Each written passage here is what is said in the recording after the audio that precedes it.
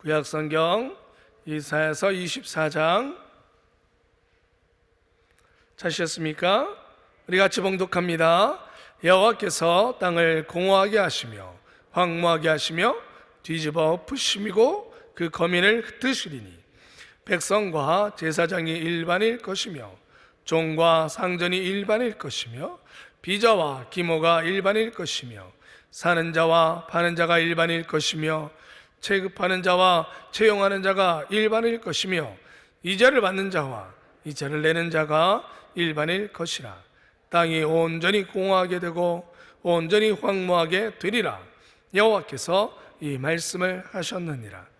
땅이 슬퍼하고 쇠잔하며 세계가 쇠약하고 쇠잔하며 세상 백성 중에 높은 자가 쇠약하며 땅이 또한 그 거민 아래서 더럽게 되었으니 이는 그들이 율법을 범하며 율례를 어기며 영원한 언약을 파하였습니다. 그러므로 저주가 땅을 삼켰고 그 중에 거하는 자들이 정죄함을 당하였고 땅에 거민이 불타서 남은 자가 적으며 새 포도즙이 슬퍼하고 포도나무가 쇠잔하며 마음이 즐겁던 자가 다 탄식하며 솟구치는 기쁨이 그치고 즐거워하는 자의 소리가 마치고 수금 타는 기쁨이 그쳤으며 노래하며 포도주를 마시지 못하고 독주는 그 마시는 자에게 쓰게 될 것이며 약탈을 당한 성읍이 회파되고 집마다 닫히었고 들어가는 자가 없으며 포도주가 없으므로 거리에서 부르짖으며 모든 즐거움이 암흑하여졌으며 땅의 기쁨이 소멸되었으며 성읍이 황무하고 성문이 파괴되었느니라. 세계 민족 중에 이러한 일이 있으리니 곧 감람나무를 흔듦 같고 포도를 거둔 후에 그 남은 것을 줌 같을 것이니라. 무리가 소리를 높여 부를 것이며 여호와의 위엄을 인하여 바다에서부터 크게 외치리니 그러므로 너희가 동방에서 여호와를 영화롭게 하며 바다 모든 섬에서 이스라엘 하나님 여호와의 이름을 영화롭게 할 것이라. 땅 끝에서부터 노래하는 소리가 우리에게 들리도다. 의로우신 자에게 영광을 돌리세 하도다. 그러나 나는 이르기를 나는 쇠잔하였고 나는 쇠잔하였으니 내게 화가 있도다. 괴율자가 괴율을 행하도다. 괴율자가 심히 괴율을 행하도다 하였도다. 땅의 검이나 두려움과 함정과 올무가 내게 임하였나니 두려운 소리를 인하여 도망하는 자는 함정에 빠지겠고 함정 속에서 올라오는 자는 올무에 걸리리니 이는 위에 있는 문이 열리고 땅의 기초가 진동함이라. 땅이 깨어지고 깨어지며 땅이 갈라지고 땅이 흔들리고 흔들리며 땅이 취한 자같이 비틀비틀하며 침망같이 흔들리며 그 위에 죄악이 중함으로 떨어지고 다시 일지 못하리라. 그날에 여호와께서 높은 데서 높은 군대를 벌하시며 땅에서 땅의 왕들을 벌하시리니 그들이 죄수가 깊은 옥에 모임같이 모험을 잊고 옥에 갇혔다가 여러 날 후에 형벌을 받을 것이라. 그때에 달이 무색하고 해가 부끄러워하리니 이는 만군의 여호와께서 시온산과 예루살렘에서 왕이 되시고 그 장로들 앞에서 영광을 나타내실 것임이니라. 아멘.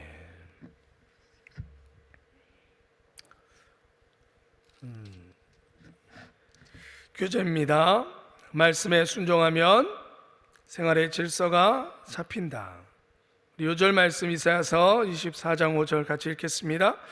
땅이 또한 그 거민 아래서 더럽게 되었으니 이는 그들이 율법을 범하며 율례를 어기며 영원한 언약을 파하였음이라. 갈수록 복잡해지는 사회는 우리의 삶도 복잡하고 무질서하게 만든다. 균형이 있고 질서 잡힌 생활을 꿈꾸면서도 뜻대로 되지 않는 무질서한 생활 때문에 우리는 더 많은 갈등을 겪고 한다. 우리의 생활을 어떻게 하면 질서 있게 세워갈 수 있을까? 우리는 본장을 통해 인생의 무질서가 하나님의 말씀에 순종하지 않는 것에서 비롯되었음을 알 수 있다. 이사야 24장부터 27장까지는 세계를 향한 하나님의 심판과 남은 자의 구원에 대한 말씀이다. 특별히 본장은 인간이 하나님의 말씀에 순종하지 않는 것과 자연 질서의 파괴가 밀접한 관계가 있다고 강조한다. 하나님께서 인류를 심판하실 때에 땅은 공허하고 황폐하게 될 것이다. 이러한 모습은 하나님이 천지를 창조하시기 직전에 땅이 온전하고 공허했던 모습을 떠오르게 한다.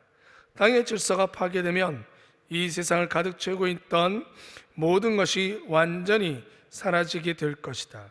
온 세상이 무질서하기 때문에 자연히 기쁨과 행복 또한 사라져버릴 것이다. 이 모든 원인은 인류가 하나님의 말씀을 어기고 순종하지 않았기 때문이다.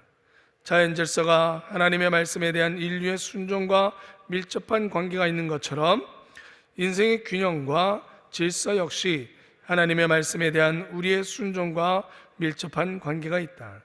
세상이 창조될 때 하나님의 말씀은 무질서를 바로잡고 모든 것이 있어야 될 자리에 있도록 하셨다.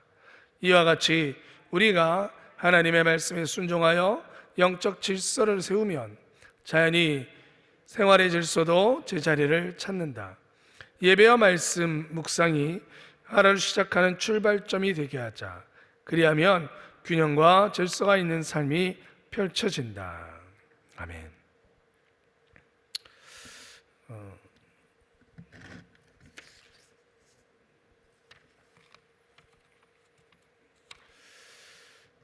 오늘 이사야서 24장의 말씀은 여러분들 지금 계속 이사야서 말씀을 나누고 있습니다. 이사야서의 말씀은 앞에는 주로 심판에 관해서 우리 계속 이렇게 보고 있죠. 그리고 후반절은 회복에 관한 그런 말씀들이 많이 나옵니다. 그래서 심지어 신학자들은 뭐 제1 이사야, 제1 이사야가 있다. 심지어 제3 이사야까지 있다. 뭐 그러는 말도 있습니다. 뭐 그런 걸 떠나서 우리가 하나님의 말씀을 이렇게 계속 요즘에 말씀 여러분들이 묵상하시다 보면 13장에서부터 시작된 심판에 대한 말씀, 13장에서 20장, 그리고 21장부터 23장까지는 구체적인 나라, 어떤 나라들을 지목해서 하나님의 심판이 이루어질 것을 이렇게 우리가 말씀을 묵상해 오고 있죠. 어떤 나라들에 대한 심판에 대한 부분들이 있습니다.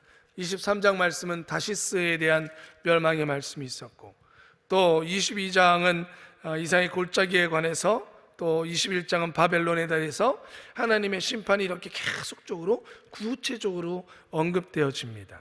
그러다가 오늘 24장부터 27장은 어떤 나라를 지목하는 것이 아니라 온 세계에 대한 심판의 말씀이 24장부터 27장까지 주어집니다. 오늘 여러분들 말 그 출발점이 24장입니다. 어떤 한 나라를 지목하는 것은 아니지만 결국은 이 땅은 심판받게 될 것이다 라는 것이 하나님의 말씀이죠.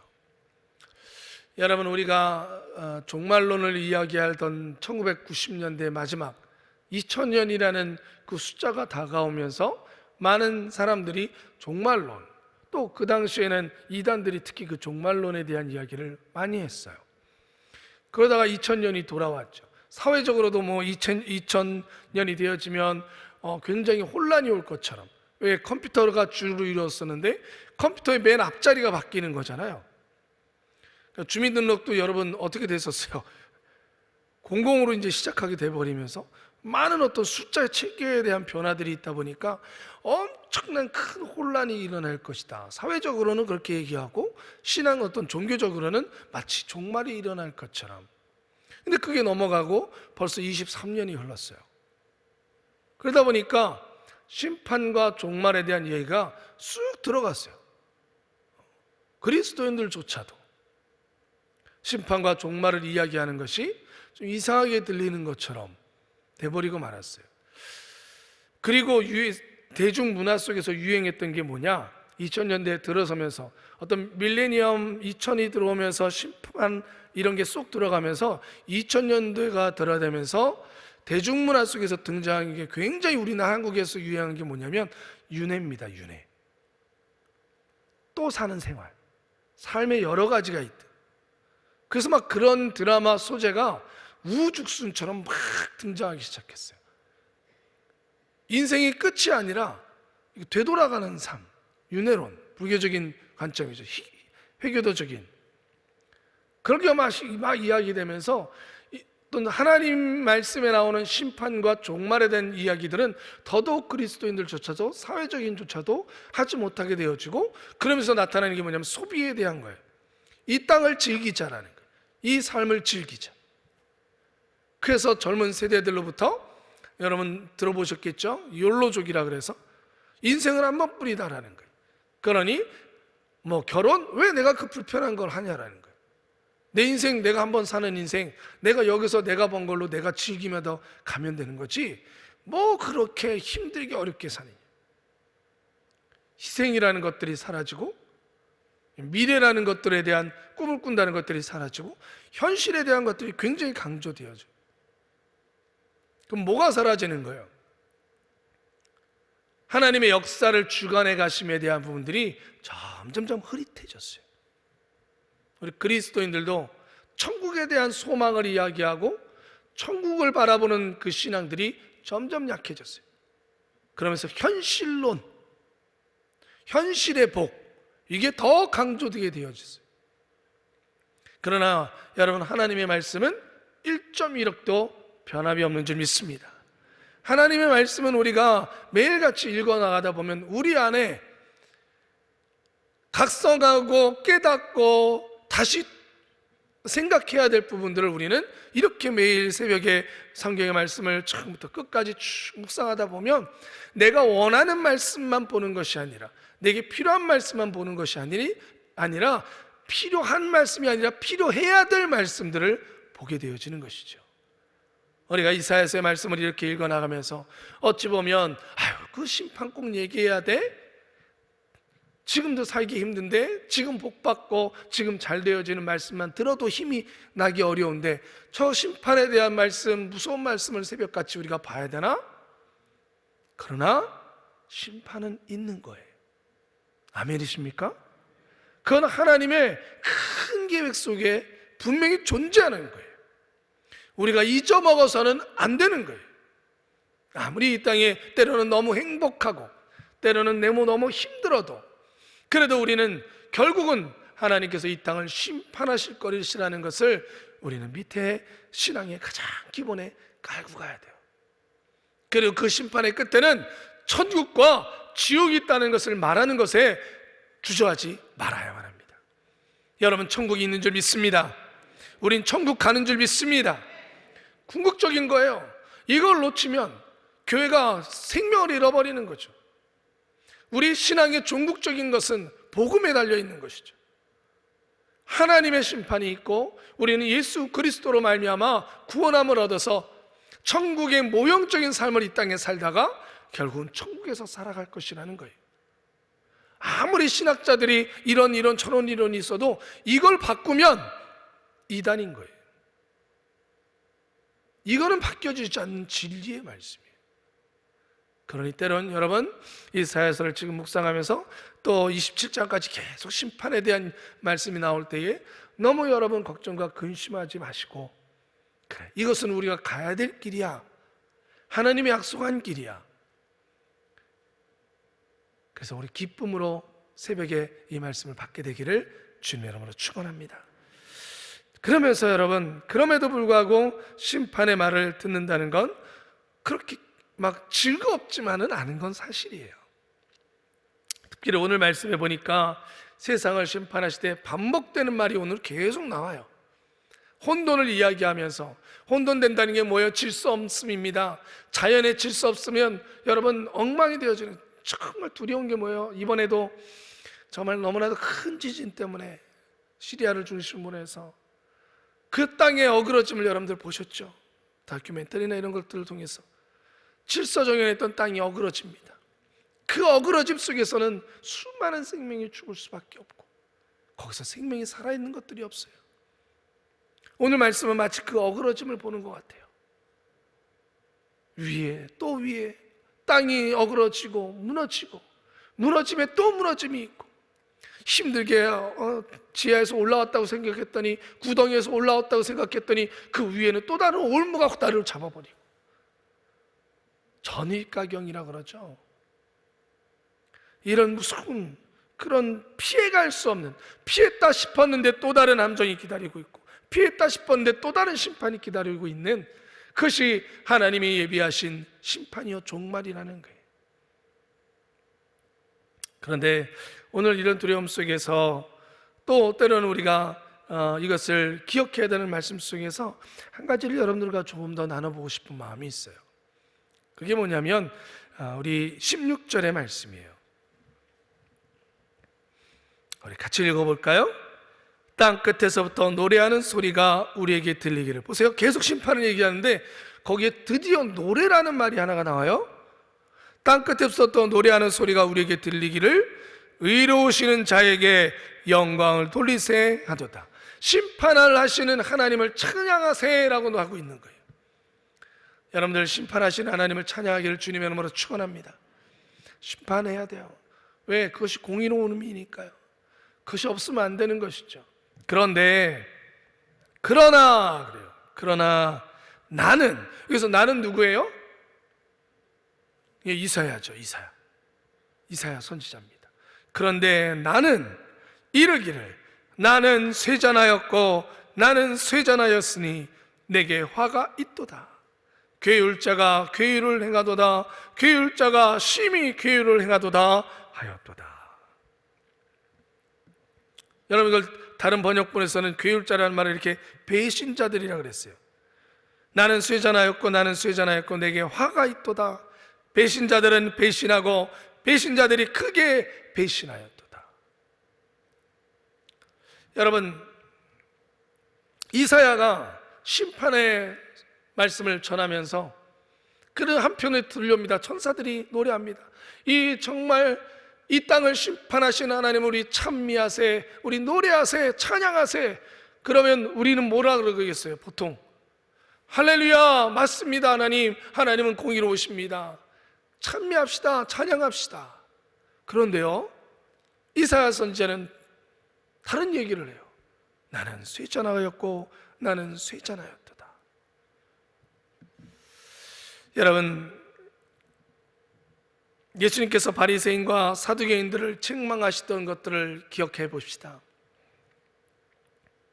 왜 바리새인들과 사두개인들을 이 땅에 와서 책망하였을까? 그들은 누구보다도 하나님의 말씀에 열심인 사람들이었고, 하나님의 말씀을 가리키던 사람들이었고, 하나님의 말씀을 옮겨 적던 사람들이었어요. 그 이유 중에 하나는 그들은 정죄하는 자리에 섰기 때문이에요.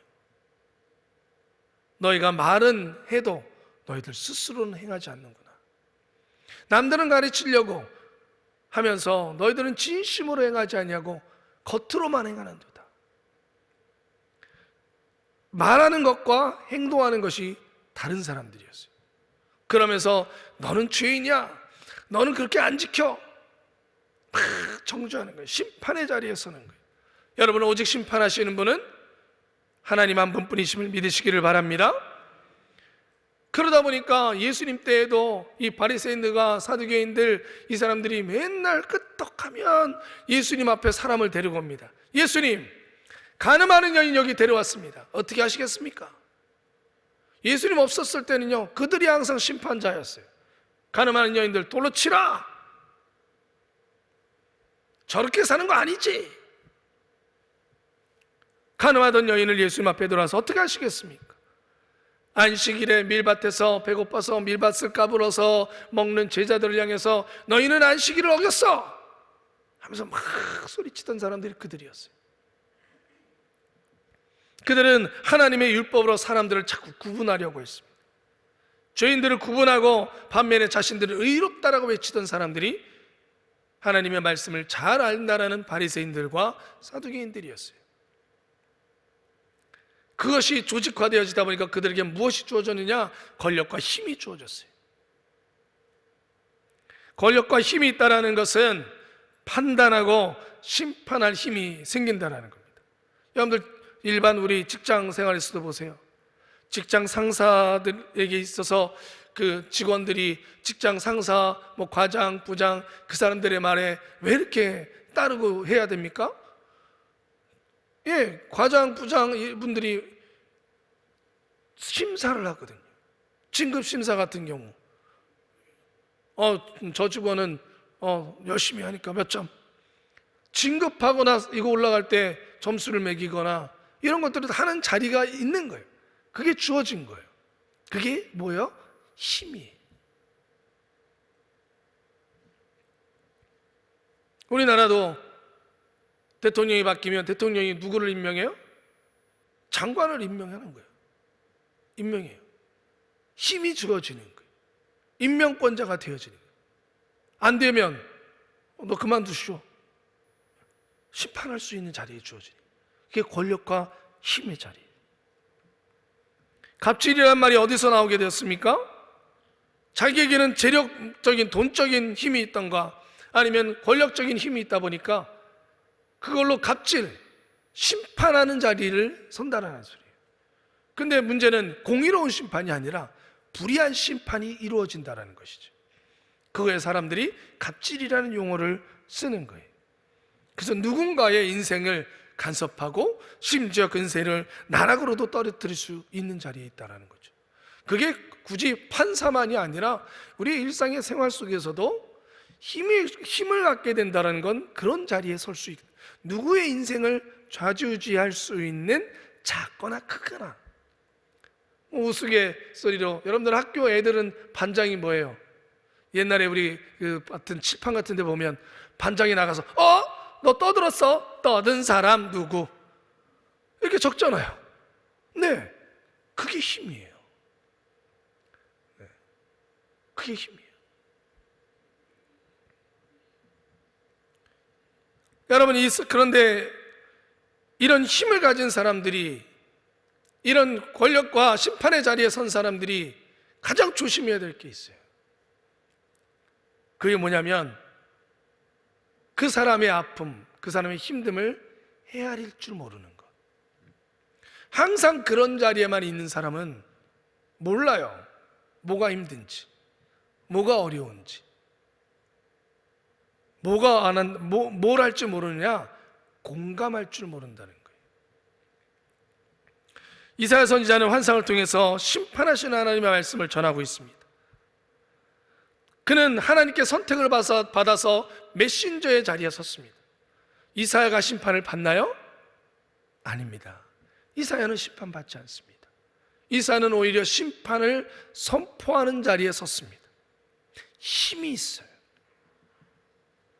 24장부터 27장까지 이사야는 심판하는 자리에서 누구보다도 당당하게 하나님이 여러분들을 심판할 겁니다 하면서 외칠 수 있는 자리에 있는 사람입니다. 그러니까 어떻게 보면요, 이사야의 마음은 굉장히 마치 담대하고 막 그런 선포자의 모습을 보일 수가 있어요. 예전에 여러분들 사극 같은 거 보면, 중국 좀 화나는 일이긴 하지만 중국의 사신이 그 중국 황제의 칙령을 들고 이렇게 탁 나타났다고 하니까 심지어 우리나라 조선의 왕이 그 사신 앞에 무릎을 꿇고 앉아, 그 종이 쪼가리 하나 때문에 왕이, 그 사신이 다른 나라의 왕 앞에서도 어깨를 딱 펴고 그 칙령 하나 딱 들고 그냥 내려다 쳐다보면서 얘기하잖아요. 뭐 때문에? 그 중국의 황제의 칙령을 들었다는 것 때문에. 여러분, 이사야 선지자가 하나님의 심판의 말씀을 전하면서 굉장하게 마치 바리새인과 사두개인들처럼 너랑 당신들은 의롭지 못하니 심판을 받을 것입니다, 지금 그런 자리에 설 수 있는 모습인데, 이사야 선지자가 지금 뭐라 그래요? 나는 쇠잔하였고 나는 쇠잔하였도다. 여러분, 쇠잔하다라는 말은 몸이 바싹 말라서 살이 거의 없는 상태를 얘기해요. 쇠잔하였고 쇠잔하였대요. 무엇 때문에? 그의 몸이, 심지어 그의 마음도 파리해졌다 그래요. 내게 화가 있도다. 이 표현은 나도 심판을 받을 거야 라는 표현이 아니라 자기의 마음이 아주 상하게 되었도다 라고 얘기하는 거예요. 여러분, 이사야는 심판을 받는 게 아닙니다. 심판을 전하는 자리입니다. 그런데 왜 이 마음이 생겼을까? 왜 그가 쇠잔해야 됐습니까? 왜 심판을 말하는데 그 마음이 나는 죽게 되었도다라고 고백합니까? 이게 주님의 마음이기 때문이에요. 이게 성령님이 주신 마음이기 때문이에요. 여러분, 하나님께서는 심판을 좋아하십니까? 아닙니다. 예수님은 이 땅에 오셔서 심판의 자리에 서실 수 있는 유일한 분이셨습니다. 심판을 선포하고 불의함을 말하는 그런 자리에 서신 분이 우리 예수님이셨습니다. 그럼에도 불구하고 예수님은 죽음의 자리에 있는 사람들 앞에서 눈물을 흘리셨어요. 나사렛의 무덤 앞에서 눈물을 흘리셨습니다. 예루살렘의 성이 무너질 것을 바라보며 예루살렘 내 여인들을 바라보며 눈물을 흘리셨습니다. 주님께서는 슬픔과 아픔과 두려움과 괴로움 속에 있는 사람들의 마음을 뭐 하셨어요? 공감하셨어요. 같이 느끼셨어요. 그들의 슬픔 속에 같이 우셨고 그들의 기쁨 속에 같이 기뻐하셨어요. 이 시대는요, 가면 갈수록 단절을 얘기합니다. 사단은 우리 그리스도인들조차도 공감할 필요 없어. 뭐 그렇게 힘들게 살라 그래. 너도 바빠. 너만 힘들어. 너가 중요해. 그러다 보니까 성도가 성도들 간에 마음을 열고 감정을 이야기하고 또 아픔을 나누고 기쁨을 나누는 것에 점점점 멀어져 가는 거예요. 제가 학생 사역을 하면서 많이 느끼는 것 중에 하나가 이 학생들을 이끌고 세상 문화들은요 점점점 나 중심으로 가요. 그러니까 뭐가 사라지냐면요, 공감이 사라져요. 힘든 게 사라져요. 여러분, 학교 폭력이라는 것들이 왜 있습니까? 때리면 그 친구가 아플 거라는 게 느껴지면 여러분 이게 쉽게 때려지나요? 안 때려지는 거죠. 근데 그게 안 느껴지는 거예요. 오히려 즐거운 거예요, 자기에게. 폭력을 가하는 거예요. 누군가가 힘들어하는 모습을 보면 공감이 되어지면 그래, 얼마나 힘들까. 이게 당연한 건데 이게 점점 끊어지니까 그 사람의 괴로움과 힘이 뭐가 힘들어? 이렇게 나가는 거예요. 뭐가 사라져요? 공감이 사라져요.